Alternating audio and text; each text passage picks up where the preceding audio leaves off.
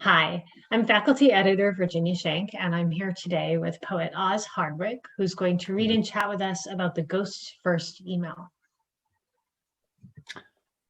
The ghost's first email. This message is to say, I have found all the calendars, shredded all the photographs. It is to say I have washed all the empty jars and placed them in the designated bins. It is to say that I am still buying your favorite chocolate biscuits and walking the long way home. By the time it reaches you, you will be awake.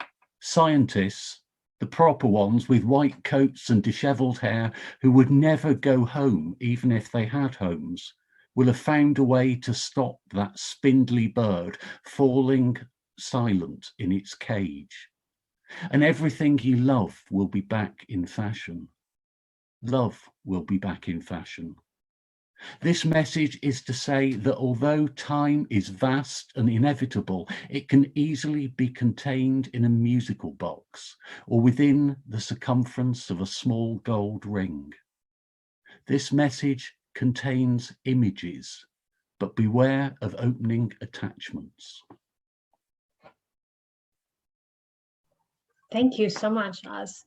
One of the things that I think we really loved about this poem is its sort of modern epistolary nature, the way that it's mimicking the sense of an email, but saying things much, much larger than we usually say in emails. There's a sort of combination of the mundane with the sort of spectacular in it.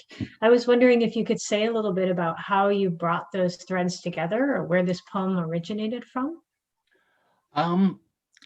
It's funny, I've just been writing something for a website and someone was asking me about my typical poem.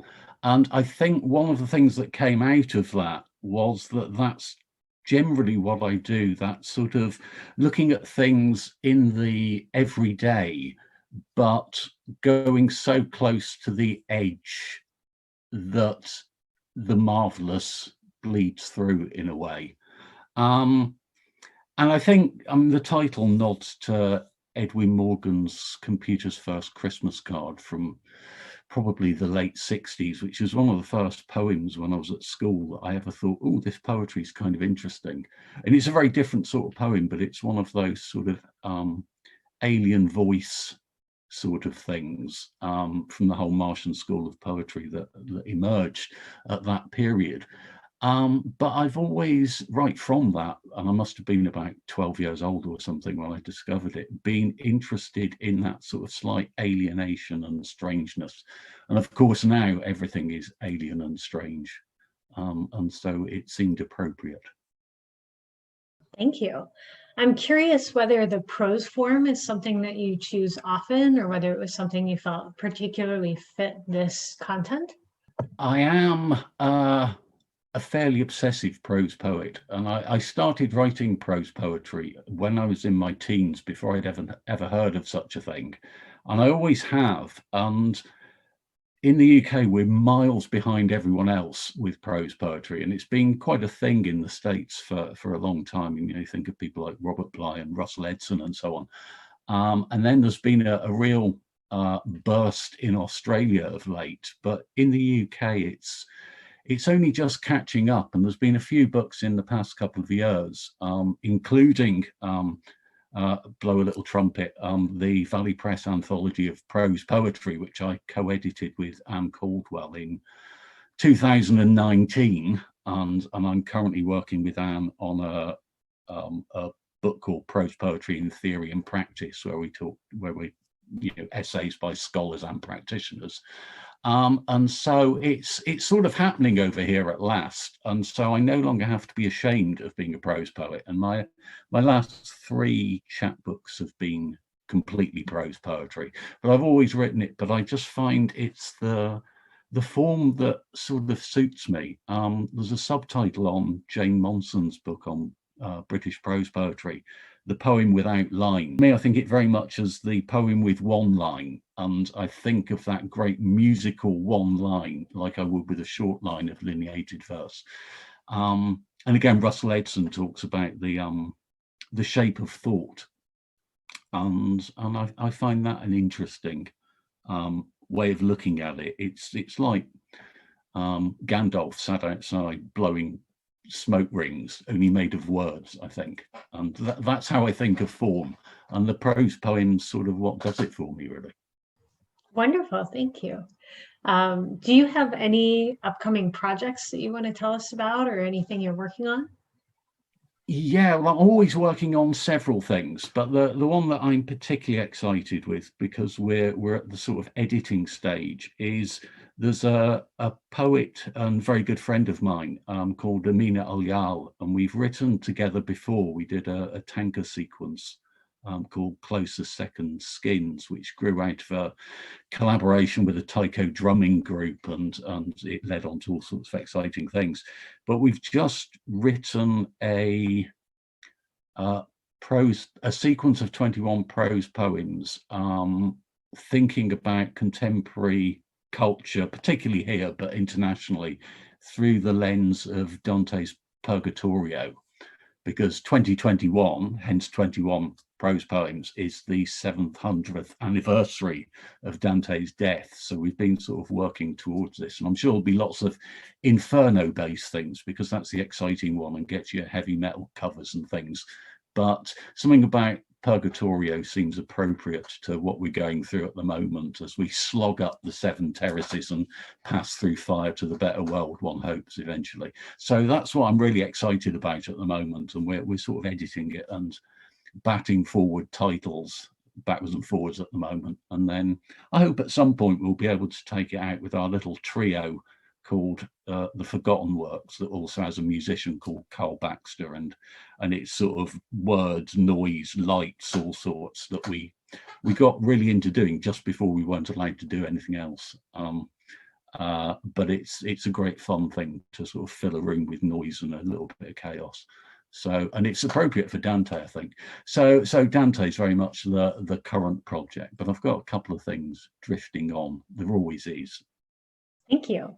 One of the questions I've been asking everyone is about your writing process. We are a college-based journal, so we work with a lot of students, and they're always very curious, how do we get from point A to point B with a piece? Would you mind speaking a little bit about that?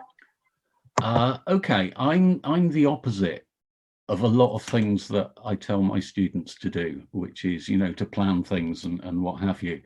I write first thing in the morning, every morning, have done for many years, and I do that. And sometimes it's working on something I've got already. Quite often it's it's just putting an idea and sort of putting things together. And I tend to think of it, and it's that Michelangelo thing of, apocryphally, I've never found the actual source of it, that when asked how he carved an angel, he said, get a stone that you see an angel inside and take all the other bits away. And I tend to think, I know a lot of people look for a quiet place to write, but I don't mind a noisy place, and I just take away the distractions until there's the bit in the center. So I like writing in the morning because I've still got a bit of whatever the dream was last night, and the radio's on bringing the news in, and I'm checking my email. I'm thinking about what I have for the day coming up.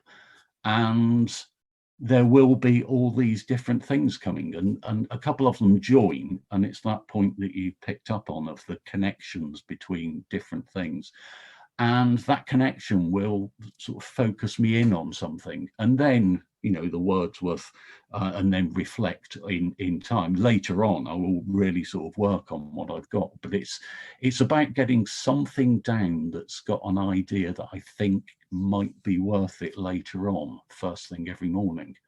And I say check my emails. I belong to a group of prose poets, many of whom are in Australia, and someone would have posted something during the night, so I have that to respond to as well. And I think that one of the best ways to find your own voice, as it were, is to find it alongside other people who are finding theirs. I think there is that collaboration, and I am someone who, as my sister said, I've been waiting 60 years for the lockdown here because I'm not a very sociable person. But I can occupy myself all the time, but creatively I love sparking off other people. which is why I'm excited about this Dante project with Amina, who I've worked with on a number of things, because we work very well together, our ideas. So I suppose the things are write a lot, write all the time, and the other one, read all the time.